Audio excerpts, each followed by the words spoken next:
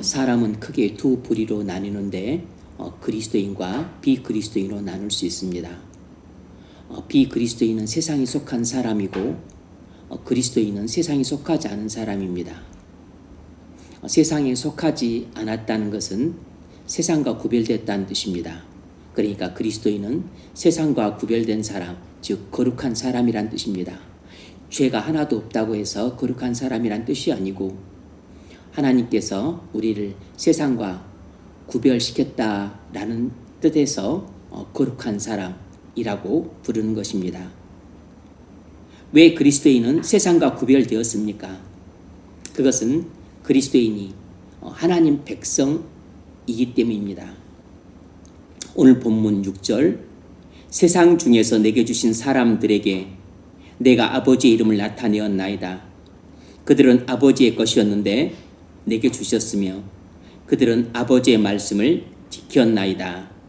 여기서 세상 중에서 내게 주신 사람들이란 하나님께서 예수님께 영원전에 주신 사람들을 가리킵니다.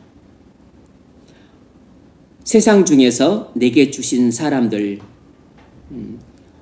아버지께서 영원전에 예수님에게 주신 사람들을 가리킵니다. 이들이 누구겠습니까? 바로 예수님께 주신 사람들이니까 그리스도인들을 말하는 것이죠. 그들은 아버지 것이었는데, 이 말은 여기서 그들이란 아버지께서 예수님에게 주신 사람들을 말하는 거죠. 그러니까 그리스도인들은 아버지 것이었는데 아버지의 소유, 아버지의 백성들이었다는 것입니다. 그리스도인들은 원래부터, 영원 전부터, 그리스도인들은 영원 전부터 하나님의 백성이었다는 것입니다. 다시 말해서 그리스도인들은 영원 전부터 하나님의 자녀들이었다는 것입니다. 우리는 이런 사실을 통해 뭘 알 수 있습니까? 그리스도인은 영원 전부터 하나님 자녀라는 것입니다. 그리스도인은 영원 전부터 하나님의 자녀라는 것입니다. 예수님은 요한복음 17장 기도에서 그리스도인에 대해서 7번이나 반복해서 언급을 하고 있을 정도로 지금 이 요한복음 17장 기도에서 예수님의 관심은 특별히 그리스도인들에게 집중되고 있습니다. 그러므로 오늘 본문에서 발견한 교리인 그리스도인은 영원 전부터 하나님 자녀다 라는 이 교리는 대단히 중요하다는 걸 알아야 됩니다. 예수님은 아버지께서 자기에게 주신 자들에 대해 자주 언급하셨습니다. 이 기도뿐만 아니고 요한복음 6장 37절에서도 아버지께서 내게 주시는 자는 다 내게로 올 것이요. 또 39절에서도 나를 보내신 이 뜻은 내게 주신 자 중에 내가 하나도 잃어버리지 아니하고 아버지께서 내게 주시는 자, 또 내게 주신 자, 마지막 날에 다시 살리는 이것이니라. 부활을 말하는 거죠. 영생을 말하는 것입니다. 요한복음 6장 40절, 내 아버지의 뜻은 아들을 보고 믿는 자마다 영생을 얻는 이것이니. 뭔 말이죠? 하나님 아버지의 뜻은 그리스도인들마다 영생을 얻게 하는 것이라는 것입니다. 마지막 날에 내가 이를 다시 살리리라. 예수님의 관심은 아버지께서 예수님에게 주신 자들인 그리스도인들에게 집중되어 있음을 알 수 있습니다. 예수님의 관심은 온통 우리 그리스도인들에게 영생을 주시는 것에 쏠려 있어요. 아들을 보고 믿는 자마다 영생을 얻는 이것이니 마지막 날에 내가 이를 다시 살리리라. 우린 이런 교리를 보고 뭘 알 수 있죠? 본문에서 크게 이 교리를 통해서 두 가지를 생각해 볼 수 있습니다. 첫 번째는 뭐냐면 우리는 항상 우리 자신으로부터 출발하지 않고 하나님으로부터 출발해야 한다는 것입니다. 우리는 항상 우리 자신으로부터 출발하지 말고 하나님으로부터 출발해야 한다는 것입니다. 왜냐하면 지금 예수님께서 그리스도인들 또 구원받은 하나님의 백성들에 대해서 이야기를 하고 있는데, 하나님께서 영원전에 그리스도에게 그리스도인들을 주신 일에 대해서 언급을 하고 있습니다. 우리의 문제는 항상 하나님으로부터 출발하지 않고 우리 자신으로부터 출발한다는 데 있습니다. 우린 먼저 성경을 펴서 우리가 어떻게 구원받게 되었는가 알려고 하기보다는 내가 지금 당장 필요로 하는 것이 무엇인가, 내가 당장 원하는 것이 무엇인가 에서부터 출발하려는 경향이 있습니다. 나는 죄사함을 원하고 죄악으로부터 해방되기를 원하고, 또 나는 기쁨과 평강과 행복을 원한다. 그런데 나는 마음속에 기쁨도 평강도 없다. 나는 죄악으로부터 자유롭지도 못하다. 나는 죄사함도 못 받았다. 이런 것으로부터 출발하고, 그리고 이런 수준의 우리의 구원이 머물러 있기가 쉽습니다. 그러다 보니 구원의 개념이 내가 생각하고 필요로 하는 수준으로 축소되어 버리는 것입니다. 우린 창세전 하나님으로부터 시작해야 됩니다. 사도 바울은 그리스도인에 대해 설명하려고 할 때 창세전 하나님으로부터 시작을 했습니다. 에베소서 1장 3절 이하를 보면, 찬송하리로다 하나님 곧 우리 주 예수 그리스도의 아버지께서 그리스도 안에서 하늘에 속한 모든 신령한 복을 우리에게 주시되, 여기 보면 하나님 아버지께서 그리스도 안에서 하늘에 속한 모든 신령한 복을 우리에게 주시되, 4절이 중요합니다. 4절. 곧 창세전에, 창세전 나오죠. 창세전에 그리스도 안에서 우리를 택하사 우리로 사랑 안에서 그 앞에 거룩하고 흠이 없게 하시려고, 또 5절 그 기쁘신 뜻대로 우리를 예정하사 예수 그리스도로 말미암아 자기의 아들들이 되게 하셨으니, 뭘 말합니까? 하나님께서 영원전에 우리를 사랑하사 그리스도 안에서 하나님의 자녀가 되게 하셨다는 것입니다. 먼저 우리를 구원하시기 위한 하나님의 영원한 사랑으로부터 시작해서 그 다음에 하나님이 예비하신 구원으로 우리를 이끄셨다는 것입니다. 그러므로 우리는 우리 자신에게서 출발하지 말고 하나님으로부터 출발을 해야 됩니다. 여러분, 우리에게 가장 복된 일은 우리가 죄의 용서함을 받았다거나, 아니면 어떤 놀라운 축복을 받았다거나, 아니면 어떤 신비한 체험을 했다는 데 있는 것이 아니고, 우리가 복받았다는 것은 우리가 하나님 자녀라는 사실이 있습니다. 요한복음 1장 3절로 5절을 요약하면 이런 내용이에요. 하나님께서 창세전에 그리스도 안에서 우리를 사랑하사 자녀로 선택하셔서 그리스도인이 되게 하셨다. 이야기예요. 이야기를 막 중첩, 삼첩 하면서 그 중복적으로 수식을 하다 보니까 내용이 길어졌습니다. 하나님 아버지께서 창세전에 우리를 그리스도 안에서 사랑하사 자녀로 선택하셔서 하나님 자녀로 우리를 부르셨다. 이 이야기를 하고 있는 것이에요.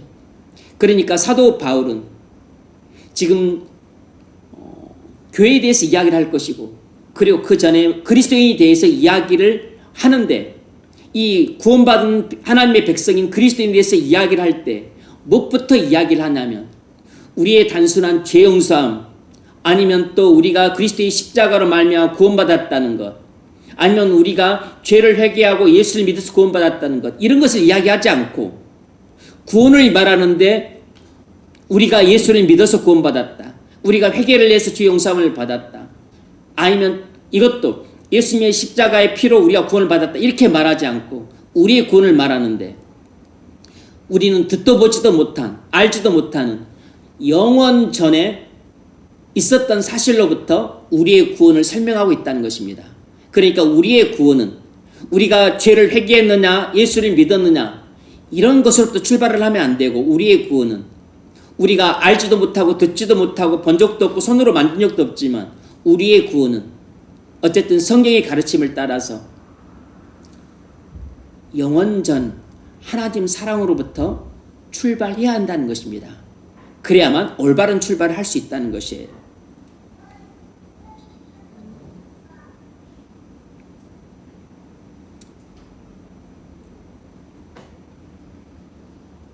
하나님 아버지께서 그리스도 안에서 우리에게 주시는 모든 신령한 복은 하나님 자녀로서 영생을 누리는 것입니다. 우리는 당장 빼먹기는 꽃감이 달다고, 우리는 어떤 신비한 놀라운 체험을 했다, 막 이러면 막 흥분을 합니다. 아니면 남들이 받지 못한 아주 특별한 복을 받았다, 그러면 막 가슴이 뜨거워져요. 아니면 또 내가 회개를 통해서 죄 용서함을 받았다, 그러면 그냥 아주 신이 납니다. 다 하나님의 은혜예요. 다 하나님의 신령한 복입니다. 필요하고 중요해요. 중요하지 않다는 뜻이 아닙니다. 그런데 이런 것 개개의 복보다 더 중요한 것은 내가 하나님의 자녀라는 사실이에요. 이 내가 하나님의 자녀라고 하는 사실은 내가 뭐 특별한 복을 받았다, 놀라운 체험을 했다, 또 아니면 회개를 통해서 죄사함을 받았다, 이런 것들을 다 포함하고 있는 것입니다. 설사 내가 특별한 복을 받지 않아도 내가 하나님의 자녀라는 그 사실만으로 나는 하나님께서 그리스도 안에서 나를 위해 예비하신 모든 신령한 복을 다 받은 것이에요. 그래서 고라 자손은 성령의 감동으로 영안이 열려서 이렇게 노래했습니다. 시편 84편 10절에서 이렇게 노래했어요. 주의 궁전에서의 한날이 다른 곳에서의 첫날보다 나은즉 악인의 장막에 사는 것보다 내 하나님 성전 문지기로 있는 것이 좋사오니, 이 유명한 노래를 불렀어요.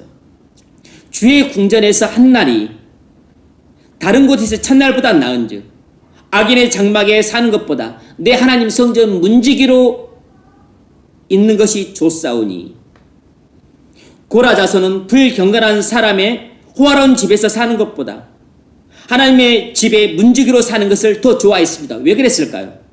불경건한 사람에게는 호화로운 집은 있지만 모든 복의 근원이신 하나님이 없기 때문입니다. 그래서 불경건한 사람의 호화로운 집에 사는 것은 인생 전체를 놓고 보면 복이라기보다는 아주 위험스러운 저주에 가까운 것입니다. 여러분, 우리에게 중요한 것은 집의 크기가 아니라 하나님과의 관계입니다. 하나님을 사랑하지 않은 채 좋은 직장을 갖고 호화로운 집에서 편하게 살기보다는 직장이 변변치 않아서 초라한 집에 살지라도 하나님을 사랑하는 경건한 사람이 되시기를 바랍니다. 그것이 성경이 말하는 신령한 복이에요. 저는 문과생이었기 때문에 저희가 고등학교였을 때에는 문과생들의 최고의 꿈은 서울대 법대에 들어가서 사시에 패스해서 판사가 되는 것입니다. 변호사도 아니고 검사도 아니고 판사가 되는 것이에요. 그것이 문과생으로서는 우리나라에서 최고의 엘리트 과정입니다. 그런데 그 과정을 밟는 사람이 몇 사람이 되겠어요?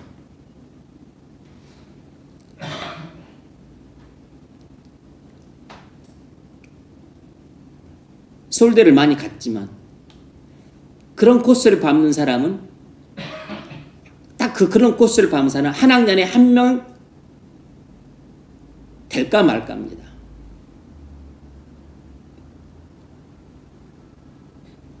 저도 그런 꿈만 꿔봤습니다. 일장춘몽이죠. 하지만 저는 지금 이 세상에서 하나님을 모르는 판검사로 살기보다는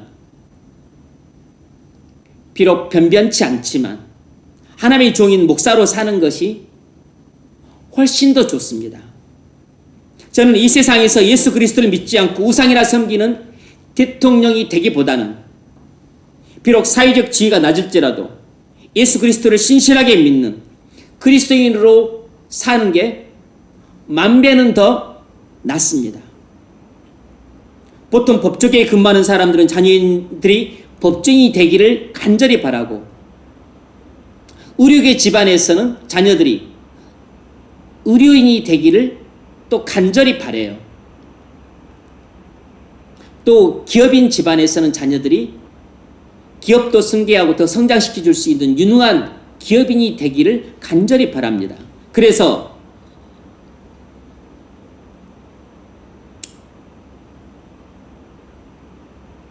그들이 그런 심정으로 공통적으로 취하는 조치가 있는데 뭐냐면, 학군 좋은 곳으로 이사를 가거나,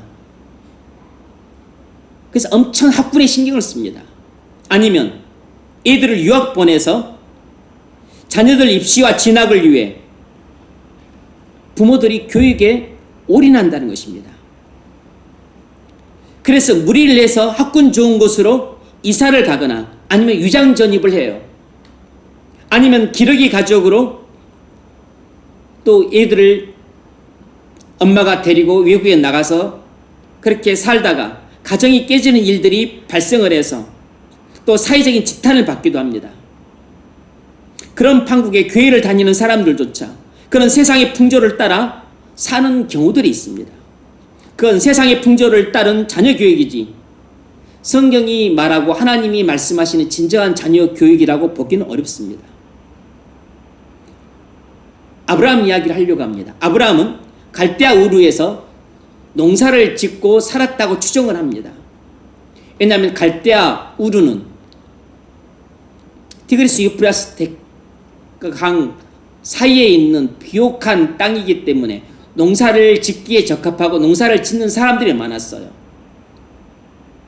그것은 비옥한 농경지가 많고 문명이 발달한 도시라서 아브라함은 농부로서 먹고 살기에 편하고 또 자식들 교육하기에도 아주 좋은 곳이었습니다. 그런데 하나님은 아브라함에게 그런 것들을 다 버리고 풀만 무성하게 자라는 가나안 땅으로 오라고 명하셨습니다. 아브라함은 농구에서 목축업자로 직업이 바뀌었어요. 여러분, 직업을 바꾸는 일은 쉬운 일이 아닙니다. 농사를 짓는 농부가 유목민처럼 목축업자가 되는 것은 그 어려운 일이에요. 농부는 한 곳에 정착을 합니다. 그런데 유목민은 여기저기 또 돌아다녀야 돼요. 그 아주 어려운 일이에요. 그런데 하나님의 관심은 아브라함의 직업에 있었던 것이 아니고 하나님의 자녀로 사는 데 있었다는 사실입니다. 더 나아가서 아브라함을 통해 하나님의 나라를 세우는 데 있었습니다. 뭘 할 수 있습니까? 하나님은 우리가 이 세상에서 하나님 없이 성공하는 것보다 하나님의 자녀로서 친밀한 관계를 맺고 살아가는 것을 원하신다는 것입니다. 여러분, 우리 직업이 무엇이냐보다 우리가 하나님의 자녀로서 영생을 얻는 것이 우리 인생에서 만배는 더 중요하다는 사실을 잊지 마십시오. 우리는 본능적으로 돈 많이 벌어서 우리 가정 행복하게 살고 우리 집안 크게 번성케 해야겠다는 생각을 하기 쉬운데, 그보다는 하나님의 관심이 우리 가정의 행복이나 가문의 번성함에 있지 않고 하나님의 교회를 세우고 하나님의 나라를 융성케 하는 데 있기 때문에 우리 관심도 하나님처럼 어떻게 하면 교회를 부흥케 하고 어떻게 하면 하나님 나라를 더 융성케 할 수 있을까? 이런 데 관심을 두고 생각을 하시기 바랍니다. 왜냐하면 하나님 자녀라면 하나님 아버지와 마음을 같이 해야 되는 것이에요. 데라는 가족을 데리고 우르를 떠나 하란에 머물렀습니다. 하란은 교차로라고 하는 뜻을 갖고 있는데 교차로가 어떤 곳이에요? 차량 통행이 많고 그리고 교통의 요충지잖아요. 그러니까 하란은 교통의 요충지로서 상업과 무역이 발달한 문명 도시였습니다. 그러니까 데라는 가족을 이끌고 갈대아 우르에 살고 있다가 하나님의 명을 받아 이제 가나안 땅으로 오다가 그냥 하란에 정착해 버린 것입니다. 그리고서 데라는 죽었어요. 왜 하란에 정착했을까요? 그건 당연히 교통의 요충지고 상업과 무역이 발달하니까 그곳에서는 일자리 구하기도 쉽고 먹고 살기도 편하고 애들 교육시키기도 편했기 때문에 그냥 거기 사는 게 좋아서 하나님이 컴온 하고 오라고 그랬는데 그 콜링을 거절하고 그냥 거기 머물러 버린 것입니다. 그래서 니는 안 되겠다 싶어서 하나님이 그의 목숨을 취하고 그 다음에 아브라함을 홀링하신 것이에요. 데라는 하나님의 부르심에 순종했다가 옆길로 샜습니다. 잘 가다가 삼천포로 빠진 것이에요. 하나님은 아브라함을 하란에서 불러 가나안으로 오게 하셨습니다. 당시 가나안은 하란에 비해 먹고 살기 불편하고 애들 교육시키기도 불편했습니다. 왜냐하면 당시 가나안 땅은 우르나 하란처럼 그렇게 많이 개발이 되지 않고 아직도 광야나 들판 같은 곳이 많았기 때문에 살기에 부적합했던 것입니다. 그런데 왜 하나님은 아브라함을 모든 면에서 살기 편한 하란을 버리고 모든 면에서 살기 불편한 가나안 땅으로 오게 하셨을까요? 하나님은 아브라함이 하나님 없이 세상에서 성공하는 것보다는 세상에서 혹 성공하지 못할지라도 하나님의 사랑을 많이 받는 자녀로서 하나님과 친밀한 관계를 맺고 사시기를 원하셨기 때문입니다. 우리는 뭘 할 수 있습니까?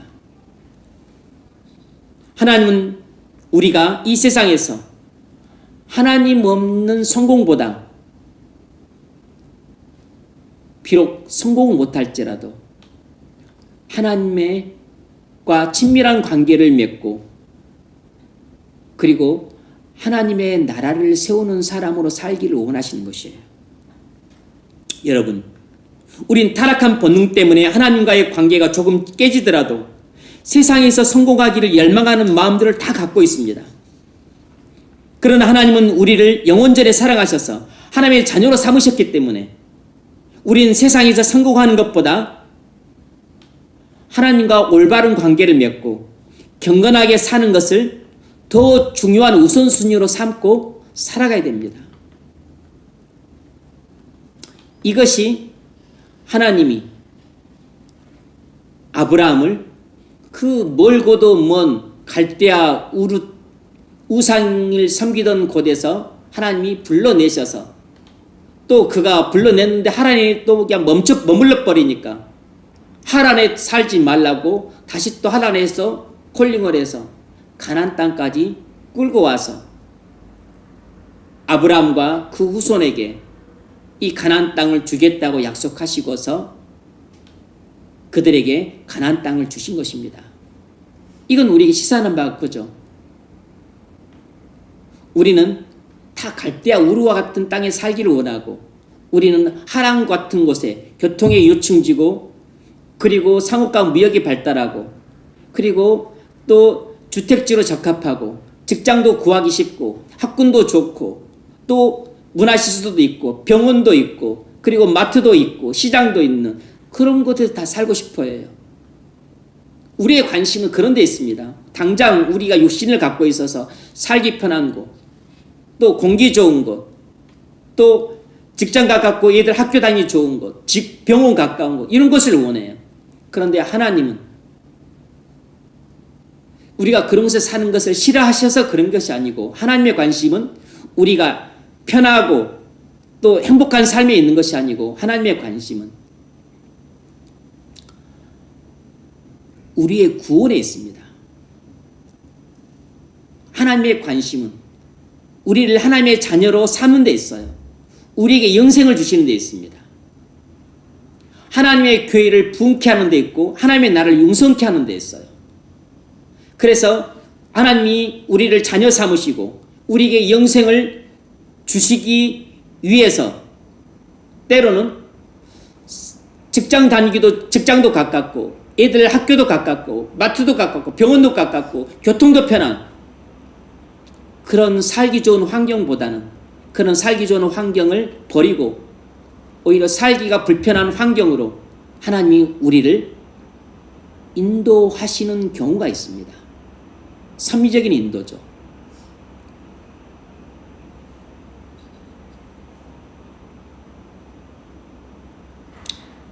지금 우리 중에 아브라함처럼 하란에 머물러서 편히 살려고 하는 사람들이 있다면, 오늘 즉시 하나님의 음성을 듣고 척박하고 불편해도 하나님이 인도하시는 가나안으로 가서 사셔야 됩니다. 돈으로 사는 사람이 되지 마십시오. 우르에 사는 것은 돈으로 사는 것입니다. 하란에 사는 것은 자기 편리함과 이익과 행복을 위해 사는 것이에요. 우리는 믿음으로 살아야 되고, 그리고 하나님 자녀로서 영생을 누릴 수 있는 삶을 살아야 되고, 그리고 우리 가정의 평안, 우리 가문의 번성함이 아니고 하나님의 교회의 부흥, 하나님 나라의 융성함을 위해서 내가 무엇을 할 것인가를 생각하고 살아야 됩니다. 왜냐하면 그것이 하나님의 관심사이기 때문에, 내가 하나님의 사랑을 받은 자녀라면 나는 하나님의 아버지와 마음을 같이 해야 돼요. 여러분, 우리 그리스도인은 모든 일을 우리 자신으로부터 출발하지 말고 하나님부터 출발해야 됩니다. 이삿집을 정할 때도 우리 자신부터 출발하지 말고 하나님부터 출발해야 돼요. 살기 편한가? 직장이 가까운가? 애들 학교가 좋은가? 병원과 마트가 가까운가? 이런 것도 생각하는 것 자체가 나쁘지는 않지만 생각해 봐야 되지만, 무엇보다도 맨 먼저 생각하고 중요하게 할 것은 하나님의 집인 교회입니다. 내가 신앙생활에 적합한가? 내가 영원토록 머물게 될 하나님의 집인 교회에 다니기가 적합한가? 하나님이 나를, 아브라함을 가나안 땅으로 인도하셨듯이 나를 하나님이 인도하셔서 내가 하나님의 섭리의 인도를 받아서 내가 이곳에 이사했는가? 따져봐야 됩니다. 우리가 누군가를 구제할 때도 우리 자신부터 출발하지 말고 하나님부터 출발을 해야 돼요. 내가 돌 형편이 되는가? 내가 지금 먹고 살기도 쪼달리는데, 우리는 자연스럽게 이런 것을 먼저 따집니다. 이런 것을 생각해 보는 것이 잘못된 것은 아니지만, 그보다 먼저 생각하고 그보다 먼저 중요한 것은 하나님이 지금 내게 뭐라고 말씀하셨는가? 내 양심의 소리를 들어야 돼요. 하나님이 내게 뭐라고 감동하셨는가? 성령의 감동의 소리를 들어야 됩니다. 그래서 내가 먹고 죽으려고 해도 먹고 죽을 것도 없다, 그런 상황이어도 하나님이 네가 갖고 있는 콩 한쪽이지만 반쪽 나눠서 누구를 도와주라, 그러면 그 음성을 듣고 그걸 실천해야 됩니다. 왜냐하면 우리는 무슨 일을 하든지 간에 내 자신으로부터 출발하면 안 되고 하나님으로부터 출발해야 되기 때문입니다. 내가 어떤 배우자를 만날 것인가? 내가 어떤 가정을 이룰 것인가? 배우자 선택이나 결혼 문제도 부모님이 원하는 대로도 아니고 내가 좋아하는 스타일도 아니고 하나님이 내게 말씀하신 것부터 출발해야 됩니다. 하나님이 우리에게 어떤 배우자를 선택하고 어떤 가정을 이루라고 말씀하시는지 거기서부터 출발을 해야 돼요. 그런데 대부분 이 평이한 진리, 너무나 간단한 진리, 한 번 들으면 누구나 다 고개를 끄덕이는 진리, 여러 번 들어봤을 이 진리를 너무나 우리가 간과하고 살기 때문에 배우자를 정하고 결혼하는 문제에 있어서도 내 마음에 드는가? 내가 좋아하는 스타일인가? 좋아하는 스타일이 아닌데 외모가 왜 저 모양이지? 뭐가 좀 마음에 안 드는데? 그렇게 자꾸 생각을 해요. 그래서 결국은 내가 원하는 대로 배우자를 고르면 대부분 망합니다. 그건 왜냐하면 많은 게 하나님의 뜻과 다르기 때문에. 근데 그게 배우자 문제뿐이겠습니까?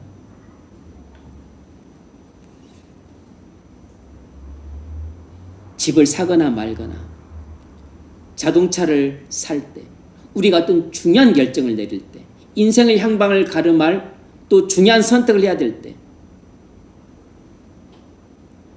그때도 많은 경우 우리가 신앙이 다운되거나 그리고 우리가 은혜가 메마르게 되면 항상 우리 자신의 욕망으로부터 출발합니다. 우리 자신의 그 생각과 이성적 판단으로부터 시작을 해요. 내 감정에 충실합니다. 이게 다 틀린 결정입니다. 하나님부터 출발해야 돼. 하나님부터.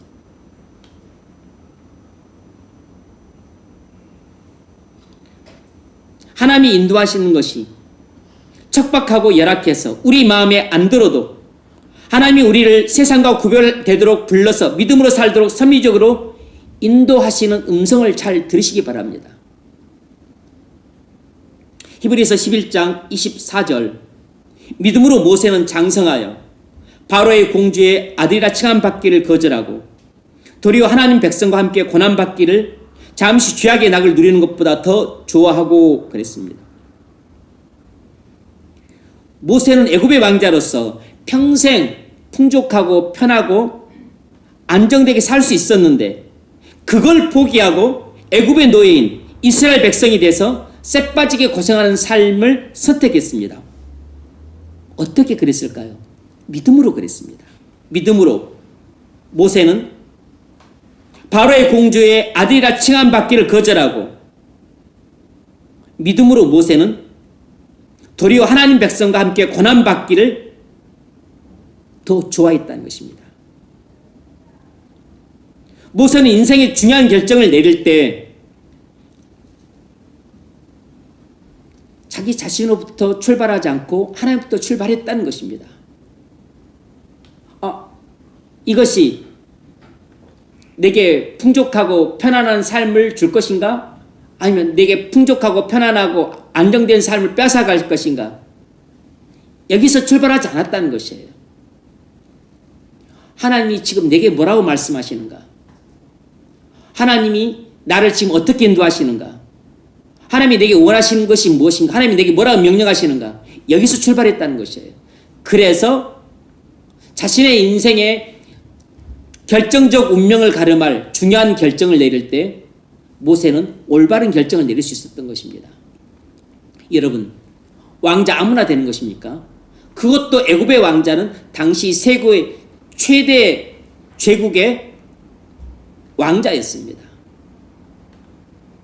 애굽의 왕자로 그냥 살았더라면 아무런 걱정도 없이 풍족하고 호의호식하며 그리고 종교와 부활을 누리면서 안정되고 편하게 살 수 있었을 것이에요. 그런데 당시 애굽의 노예였던 이스라엘 백성이 되기를 본인이 자처했어요.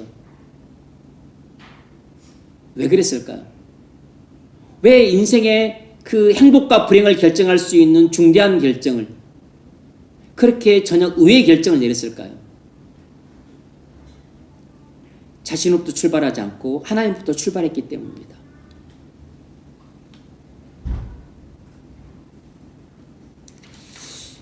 여러분, 우린 이 세상에서 애굽의 왕자처럼 죄악의 낙을 즐기는 삶을 인생에서 성공했다고 말들 하는데 그렇게 우리 그리스도인들은 생각하시면 안 됩니다. 죄악의 낙을 즐기는 세상적인 성공을 목표로 할 것이 아니라 그리스도인들과 함께 그리스도를 위해서 고난받는 삶을 사는 것을 목표로 하십시오. 히브리서 11장 26절 그리스도를 위하여 받는 수모를 애굽의 모든 보화보다 더 큰 재물로 여겼으니 이는 상주심을 바라봄이라. 모세는 그리스도를 위하여 받는 수모를 애굽의 모든 보화보다 더 큰 재물로 여겼다는 것입니다. 그런 엄청나고 그리고 올바른 판단과 결정을 내릴 수 있었던 동의는 모세가 중요한 결정을 내릴 때 자기 자신으로부터 출발하지 않고 하나님부터 출발했기 때문에 내가 이러면 행복할까 불행할까, 내가 이러면 편할까 불편할까, 고통스러울까 즐거울까, 내가 이러면 풍족하게 살까 가난하게 살까, 풍족하게 살면 편하는데 가난하게 살면 쎄 빠지고 고생할 텐데, 그 내가 존귀한 왕자 신분인데 내가 일살백성 되면 완전히 비천한 노예가 되어서 쫓기고 도망다니고 그리고 생고생할 텐데 내가 그럴 필요가 있을까? 이렇게 생각하면 어떤 결정도 못 내려요. 무시하고 하나님이 내게 뭐라고 말씀하셨는지, 그리고 하나님께서 지금 나를 어떻게 인도하고 계시는지, 이것을 따라서 결정을 내려야 좌고우면하지 않고 올바른 결정을 내릴 수 있는 것입니다. 두 번째로 우린 오늘 본문을 통해 깨달은 교리로부터 뭘 알 수 있는가? 나에 대한 하나님의 사랑은 너무 커서 잘 느끼지 못한다는 것입니다. 나에 대한 하나님의 사랑은 너무 커서 그걸 잘 느끼지 못한다는 것이에요. 나에 대한 하나님의 사랑은 시간적으로나 크기로나 정도에 있어서 무한해서 우주의 특길 같은 우리는 하나님의 무한한 사랑을 잘 느끼지 못할 수 있다는 사실입니다. 역설적이죠. 너무 커서 느낄 수가 없는 것이에요.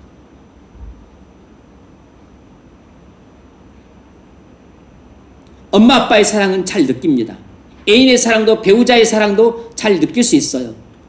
그건 우리가 충분히 느낄 만큼 그 사랑이 너무 크지 않고 그리고 또 뜨겁기 때문이에요. 그런데 하나님의 사랑은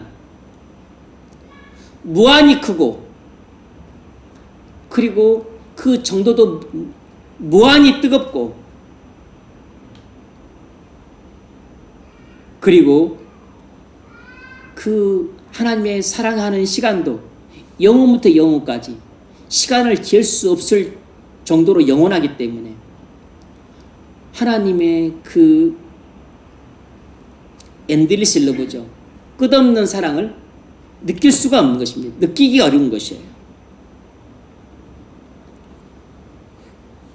그래서 우린 하나님이 왜 나를 사랑하지 않을까 하고 하나님의 사랑을 불신할 때가 많습니다. 왜 하나님은 내게 은혜를 베풀지 않는 거지? 하고 하나님의 사랑을 의심하는 사람들이 많아요.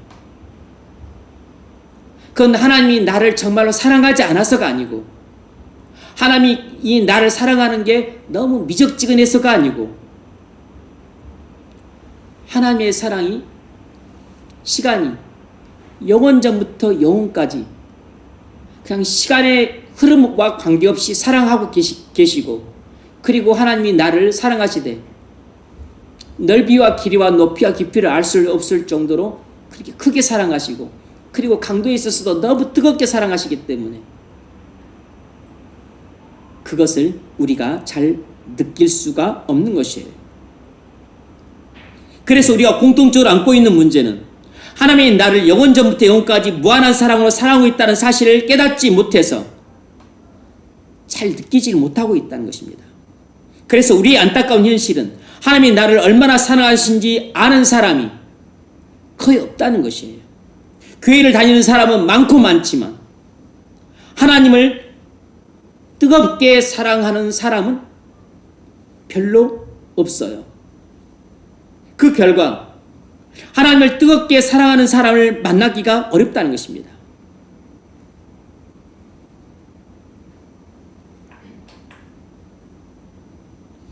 이런 문제에 대한 가장 좋은 해결책이 무엇이겠습니까? 우리 자신 속에서 하나님에 대한 사랑을 끌어내려고 하지 말아야 된다는 것이에요.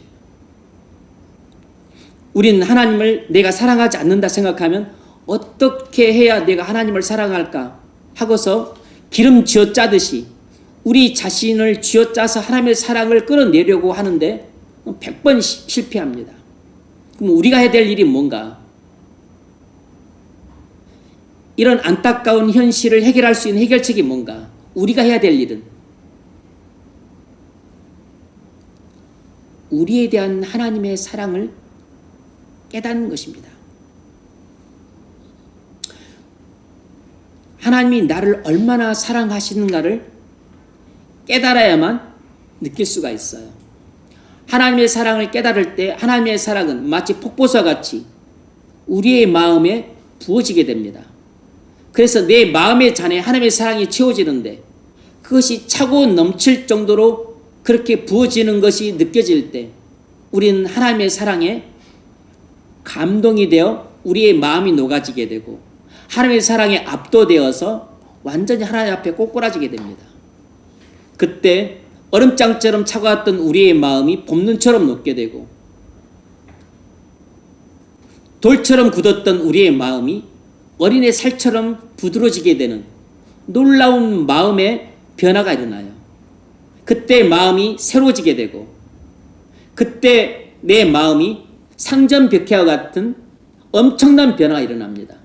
뽕나무 밭이 푸른 바다로 변화 같은 엄청난 변화가 하나님의 사랑이 우리 마음에 부어질 때 일어나는 것입니다.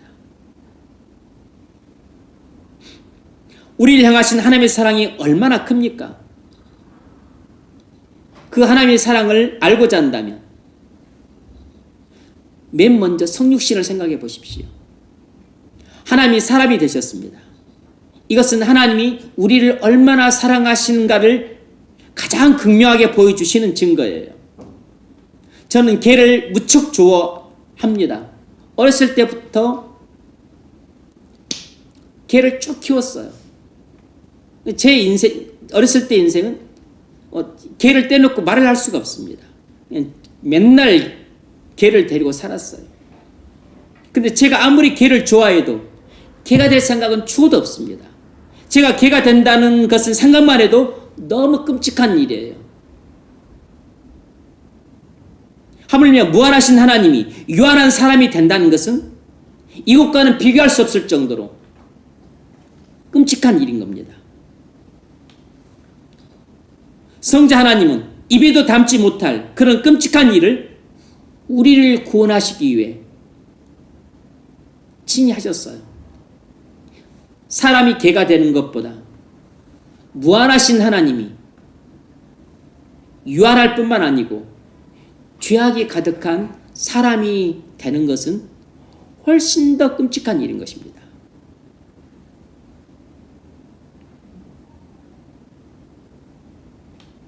그럼에도 불구하고 성자 하나님께서는 우리를 구원하시기에 사람이 개가 되는 것보다 더 끔찍하게 여겨질 만한 사람이 되심으로써 우리에 대한 하나님의 사랑이 얼마나 무한하니 큰가를 보여주신 것입니다. 그런데 하나님의 사람이 된 것도 끔찍한 일인데 그것만큼 끔찍한 일이 뭐냐면 그 사람이 되신 하나님이 하늘에서 땅으로 내려오셨다는 것이에요. 그 높고 거룩하고 거룩한 하늘에서 낮고 그리고 죄악이 간용한 이 세상으로 내려오셨다는 것입니다. 그리고 만왕의 왕이시고 영광의 하나님이 이 땅에 내려오셔서 목수가 되셨다는 것이에요. 하늘에 황금길을 걸고 진주문이 되고 모든 보석으로 지어졌다고 비유가 되는 그 하늘 궁전에 사셨던 분이 이 땅에 내려오셔서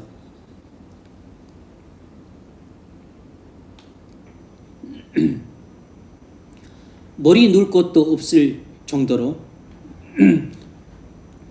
동가숙 서가식하며 사셨어요. 게다가 하나님으로서 모든 영광과 존귀와 찬송을 다 포기하시고 치욕과 비천과 모멸을 당하셨습니다. 어떻게 이렇게까지 하셨을까요? 그건 우리에 대한 예수님의 사랑이 말로만이 아니고 행동으로 보여준 것인데, 우리에 대한 예수님의 사랑이 이 모든 모멸과 치욕과 수치와 불명예, 그리고 고생과 그리고 추악함을 다 감수할 정도로 컸기 때문입니다.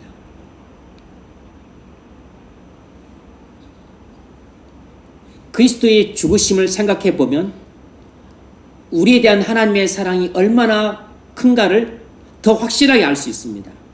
하나님이 나를 구원하시기 위해 나의 모든 죄를 지고 십자가에 못 박혀 하나님의 진노의 심판을 나 대신 받으셨습니다. 이것이야말로 나에 대한 하나님의 완전한 사랑의 증거예요. 그리스도께 십자가에서 죽으신 것은 나에 대한 하나님의 완전한 사랑의 증거입니다. 하나님이 나를 무한히 사랑하지 않으셨다면 나의 모든 죄를 친히 지시고 나 대신 십자가에 못 박혀 나 대신 하나님의 진노의 심판을 받지 않으셨을 것입니다. 그런데 내가 받아야 될 하나님의 진노의 심판을 나 대신 하나님이 친히 대신 받으셨다는 것은 나에 대한 하나님의 사랑이 이만큼이 아니고 엔드리스 러브, 끝없는 사랑이라는 것을 보여주신 증거예요. 나에 대한 하나님의 사랑은 부모님의 사랑과도 비교할 수 없고 애인의 사랑과도 비교할 수 없고 배우자의 사랑과도 비교할 수 없는 것입니다. 나에 대한 하나님의 사랑은 무한한 사랑이에요. 엔드리스 러브입니다. 그것을 요한일서 4장 9절에서 이렇게 말합니다. 하나님의 사랑이 우리에게 이렇게 나타난 바 되었으니 하나님이 자기의 독생자를 세상에 보내심은 그로 말미암아 우리를 살리려 하심이라. 우리를 향하신 하나님의 사랑을 요한은 십자가 사랑이라고 정의하고 있는 것입니다. 하나님의 사랑이 우리에게 이렇게 나타난 바 되었으니 어떻게 나타난가 되었는가? 하나님이 자기의 독생자를 세상에 보내셔서 우리를 영원한 멸망에서 영생으로 주셨다는 것입니다. 여러분, 우리가 하나님이 우리를 얼마나 사랑하시는지 제대로 알게 되면 우리 마음은 그 즉시 상전벽해와 같이 엄청난 변화가 일어납니다. 그래서 그렇게 강팍하고 그렇게 불신이고 그렇게 불순종하던 사람도 하나님의 사랑이 그 마음에 부어지게 되면 언제 그러냐는 듯이 그렇게 마음이 부드러워지게 되고 어린아이처럼 변하고 그리고 그렇게 큰 믿음을 갖고 순종한 사람으로 완전히 환골탈태합니다. 그래서 하나님의 사랑이 우리에게 부어지지 않으면 우리의 마음은 메마른 땅과 같고 광야와 같고 사막 같은 심령으로 평생을 살게 됩니다. 하지만 사막 같은 심령에도 하나님의 사랑이 소낙비와 같이 부어지게 되면 강물과 같은 하나님의 사랑이 넘쳐 흐름으로 하나님 나라가 마음에 임하게 돼요. 왜 우리가 죄악된 습관에서 벗어나지 못할까요? 그건 우리가 죄악을 사랑하기 때문이에요.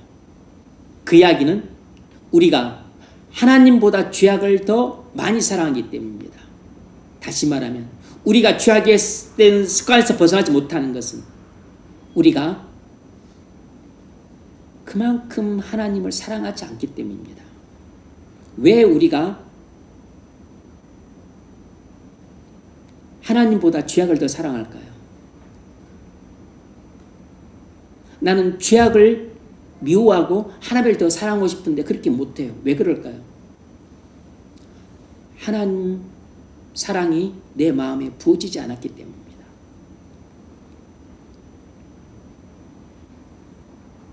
우리가 죄악된 습관을 끊으려면 하나님을 뜨겁게 사랑해야 됩니다. 우리가 하나님을 뜨겁게 사랑하려면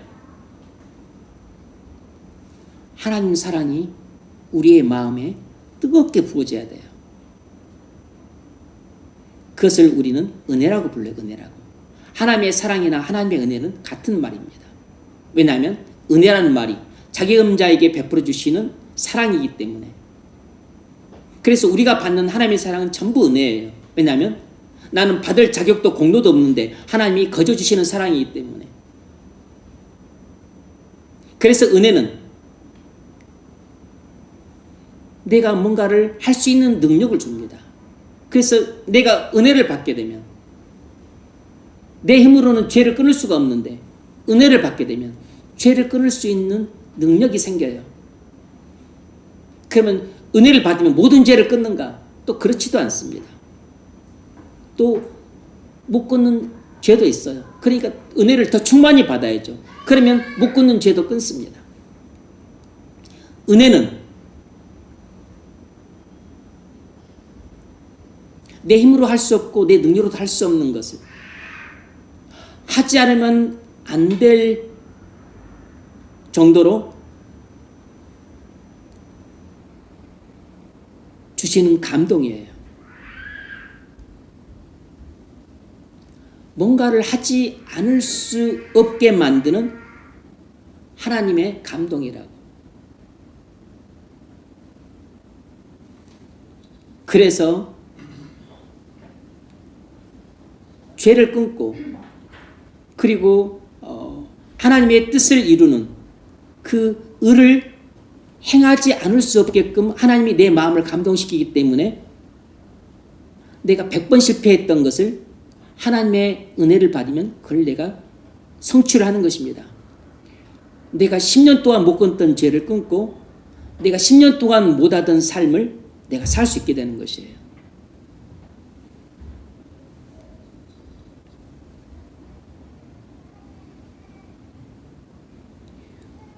우리가 하나님의 사랑을 깨닫지 못하고 느끼지 못하기 때문에 10년, 20년, 30년 동안 오래도록 묵은 죄악된 습관을 끊지 못하고 있는 것입니다. 자, 그렇다면 이 모든 사실에 비춰볼 때 우리는 어떻게 해야 되는가? 이것이 이제 결론적인 문답입니다. 이 모든 사실에 비춰볼 때 우리는 어떻게 해야 되는가? 첫 번째로 맨 먼저 우리는 하나님의 사랑을 깨달아야 됩니다. 요한일서 4장 9절 하나님의 사랑이 우리에게 이렇게 나타난 바 되었으니 하나님이 자기의 독생자를 세상에 보내심은 그로 말미암아 우리를 살리려 하십니다. 하나님의 사랑을 두 눈으로 보기를 원하세요? 하나님의 사랑을 마음으로 느끼기를 원하십니까? 그렇다면 하나님의 사랑의 가장 확실한 증거는 예수 십자가의 죽음이기 때문에 예수 십자가의 죽음을 믿음의 눈으로 바라보십시오. 우리가 하나님 자녀답게 사냐 못 사느냐는 하나님의 사랑을 깨닫느냐 못 깨느냐에 달려 있습니다. 우리가 무슨 일이든 간에 우리 자신으로부터 출발하지 않고 하나님부터 출발하고 오래 묵은 죄악된 습관들을 끊으려면 반드시 우리는 하나님 사랑을 깨달아야 됩니다. 반드시 우리 마음에 하나님의 사랑이 부어져야 돼요. 반드시 우리의 강박한 마음이 하나님의 사랑에 녹아져서 살처럼 부드러운 마음으로 바뀌어야 됩니다. 그래야만 우리는 무슨 일이든지 간에 나 자신으로부터 시작하지 않고 하나님으로부터 시작할 수 있고 그리고 10년, 20년, 30년 동안 캐캐 묵은 그 죄악된 습관들도 끊을 수가 있어요. 그리고 10년, 20년, 30년 동안 해야지 하면서도 못했던 그 하나님의 뜻, 하나님을 기쁘시게 하는 일, 하나님의 선하시고 기뻐하시고 온전하신 뜻을 비로소 내가 이루어갈 수 있는 것입니다. 왜 성경을 읽어야지, 묵상해야지 하면서도 왜 성경이 손에 잡히지 않고 읽기만 하면 졸립고 그리고 묵상을 꾸준히 못하는가? 그건 하나님 사랑과 관련 있는 것이에요. 그건 우리 마음 때문입니다. 마음이 그것을 원하지 않아요. 마음이 그것을 좋아하지 않고 기뻐하지 않는 것입니다. 사랑하지 않기 때문에 네가 좋아하지 않고 사랑하지 않는 사는 것은 지겨워요. 짐입니다. 지루해요. 짜증이 납니다. 스트레스를 받아요. 근데 내가 사랑하고 좋아하고 즐거워하는 것은 그럼 내가 찾아서 하고 내가 좋아서 하니까 지치지도 않고 그리고 그것을 하기를 갈망을 하게 돼요. 그러니까 밥은 안 먹어도 묵상을 하게 되는 것입니다.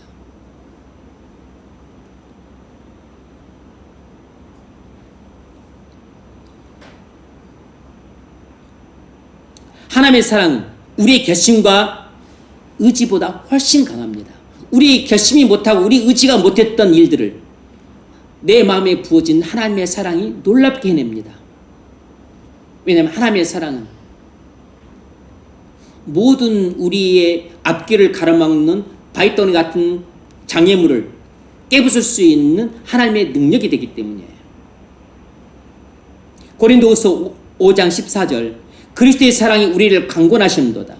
그리스도의 사랑이 나를 강권하면 못할 일이 없는 것입니다. 그리스도의 사랑이 나를 강권하면 복수심도 없애고 그 사람을 용서할 수 있습니다. 그리스도의 사랑이 나를 강권하면 그렇게 미워하고 싫어하고 꼴도 보기 싫던 사람을 내가 불쌍히 여기고 긍휼히 여기고 관용을 베풀어 줄 수 있어요.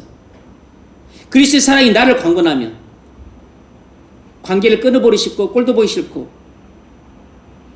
그랬던 사람도 먼저 찾아가서 위로하고 격려하고 품어줍니다. 그리스도의 사랑이 나를 강권해야만 다윗이 사울을 사랑했던 것처럼 우리가 원수 같은 사람도 나를 미워하는 사람도 내게 상처를 준 사람도 나를 그렇게 모멸감을 준 사람도 내가 품어줄 수 있는 것이에요.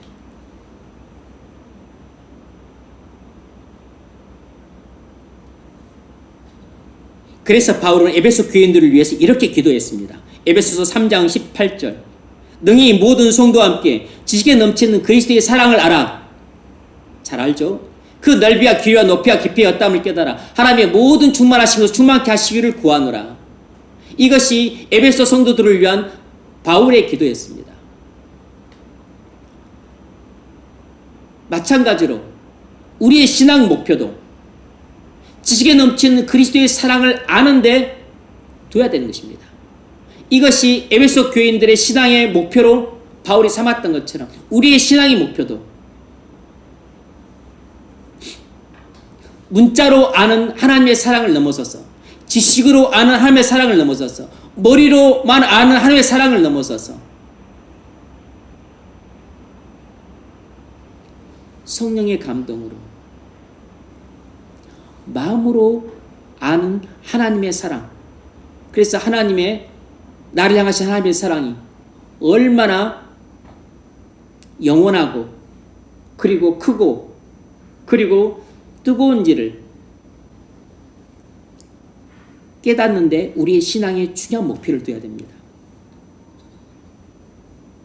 그러면 지금 우리가 안고 있는 수많은 신앙적인 문제뿐만 아니고 우리의 삶에서 부딪히고 있는 실존적인 문제들도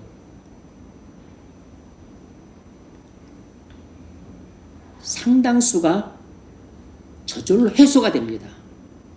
그리고 또 상당수는 우리가 해결해 갈 수가 있어요.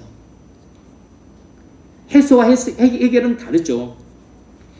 해소는 자동적으로 없어진다는 뜻이고 해결은 내가 그 문제를 풀어낼 수 있는 능력과 지혜가 생긴다는 뜻입니다. 그러므로 하나님의 사랑을 깨닫는데 여러분의 총력을 기울이십시오. 하나님의 사랑을 깨닫는데 가장 좋은 방법은 하나님의 말씀입니다. 그러므로 여러분 설교뿐만 아니고 날마다 성경을 묵상하는데 여러분 총력을 기울이십시오. 말씀을 깨달을 때 하나님의 사랑도 깨달아진다는 겁니다. 하나님의 말씀을 통해서 성령께서 역사하시면 우리에게 하나님의 사랑을 우리의 마음에 소낙비같이 부어주시거나 아니면 폭포수같이 부어주세요. 소낙비같이 부어주시면 메마른 땅에 장미꽃이 만발을 하게 되고, 폭포수같이 우리 마음에 하나님의 사랑을 부어주시게 되면 사막 같은 마음이 강물로 바뀌는 것입니다. 그때 우리의 마음이 촛밀처럼 녹아지면서 우리가 하나님의 사랑에 감동해서 눈물을 뜨겁게 흘리게 되고, 그리고 통해 자복하는 회개의 역사가 요한의 불길처럼 일어나는 것이에요. 두 번째로 우리가 해야 될 일은 뭔가? 맨 먼저 우리가 하나님의 사랑을 깨달아야 된다고 그랬습니다. 동시에 우리가 해야 될 일은 뭐냐면, 우리가 하나님의 사랑받는 자녀로서 서로 사랑해야 한다는 것입니다. 요한일서 4장 11절, 사랑하는 자들아, 하나님이 이같이 우리를 사랑하셨은지 우리도 서로 사랑하는 것이 마땅하도다. 하나님이 우리를 이같이 사랑하셨은지 우리도 서로 사랑하는 것이 마땅하도다. 우리가 누군가를 미워할 때 마음이 힘들고 괴로운데, 특히 주변의 형제 자매를 미워하는 마음이 있을 때는 우리 마음이 더 힘들고 괴롭습니다. 어떻게 사람을 미워하는 마음을 이겨낼 수 있을까요? 그건 우리 힘과 능력으로는 불가능해요. 하나님의 사랑이 나를 강권할 때 미워했던 사람도 불쌍히 여기고 용서해 줄 수 있습니다. 그런데 이것은 그냥 내 어떤 의지적인 결단 이런 것으로 잘 되지 않아요. 이것은 하나님의 사랑이 내 마음에 부어질 때 내 마음이 새롭게 되어 변화를 받으면 이루어집니다. 그리스도의 사랑이 우리를 강권하시는도다. 그래서 그리스도의 사랑이 나로 하여금 용서하지 않으면 안 되게끔 그렇게 감동을 주시는 것이에요. 그래서 요한일서 4장 21절에서 말하기를, 하나님을 사랑하는 자는 또한 그 형제를 사랑할지니라 그랬습니다. 하나님을 사랑하지 않는 사람은 형제도 사랑할 수 없어요. 형제도 사랑하지 않는 사람은 그냥 불신자들도 사랑할 수 없는 것입니다. 그러니까 우리가 직장 생활할 때 동료들과 많은 어려움을 겪게 돼요. 문제는 직장 그 동료가 참 이상하다, 괴팍하다, 아주 이기적이다, 우리는 그렇게 말을 하는데 그건 사실상 진짜 원인을 몰라서 그럽니다. 진짜 원인은 내가 하나님을 사랑하지 않기 때문에 그런 겁니다. 내가 불신 형제를 사랑할 수 있는 능력을 갖고 있지 못하기 때문에 그런 것이에요. 내가 불신자들과 싸우거나 불신자들 관계가 안 좋아서 그냥 티격태격하거나 그런 것에 대해서 저놈이 이기적이라 그래, 저놈이 좀 무리해서 그래, 저놈이 좀 교만해서 그래, 그 맞는 말입니다. 1차적으로 맞는 말이에요. 그런데 본질적으로는 틀린 말입니다. 왜냐하면 우리는 이웃을 사랑해야 될 의무가 있기 때문입니다. 사랑하라고 하나님이 우리를 그리스도 안에서 사랑해 하셨기 때문이에요. 그런데 그 불신자들은 아직 하나님의 사랑을 못 받은 사람들이잖아요. 그래서 그들은 다른 사람을 사랑할 수 있는 능력 자체가 없어요. 그러므로 그렇게 관계가 안 좋거나 또 아니면 티격태격하거나 한다면 그 원인을 불신자에서 찾게 되면 우리는 문제를 해결하지 못합니다. 직장에서의 문제 해결을 못해요. 가정에서 문제도 해결 못합니다. 교회에서 문제도 해결 못해요. 항상 원인은 내게 있는 것입니다.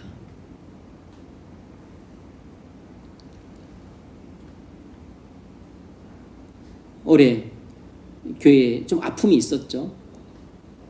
1차적인 원인은 당사자들이 다 있습니다. 근데 본질적인 원인은 제게 있다고 그렇게 믿는 것이 올바른 생각이에요. 그래서 그들한테 회개하라고 그렇게 말하지 않죠. 어차피 들을 수도 없지만 회개는 제가 해야 되는 것입니다. 문제는 그들 문제가 아니고 제 문제예요. 그리고 그들은 하나님과 그들과의 관계에서 그건 본인들이 이제 알아서 판단할 문제입니다. 하나님을 사랑하는 자는 또한 그 형제를 사랑할지니라. 하나님을 사랑하는 사람만이 형제 자매를 사랑할 수 있고 불신 이웃들도 사랑할 수 있습니다. 오늘 우리는 그리스도인은 영원 전부터 하나님 자녀다 라는 교리를 살펴봤습니다. 그리고 두 가지 문제를 또 점검해 봤어요. 그리고 우리가 무슨 일을 하든지 간에 우리 자신도 출발하지 않고 하나님부터 출발하고 또 나에 대한 하나님의 사랑이 너무 커서 느낄 수 없기 때문에 나에 대한 하나님의 사랑이 얼마나 큰가를 느껴야 한다 그랬습니다. 그러기 위해서 우리가 해야 될 일 두 가지를 말씀을 드렸어요. 첫 번째는 하나님을 사랑을 깨달아야 된다는 것이고 두 번째는 동시에 우리가 형제 자매들을 사랑해야 된다고 했습니다. 그렇게 또 살아갈 수 있는 저와 여러분 되시기를 주의 이름으로 축원합니다.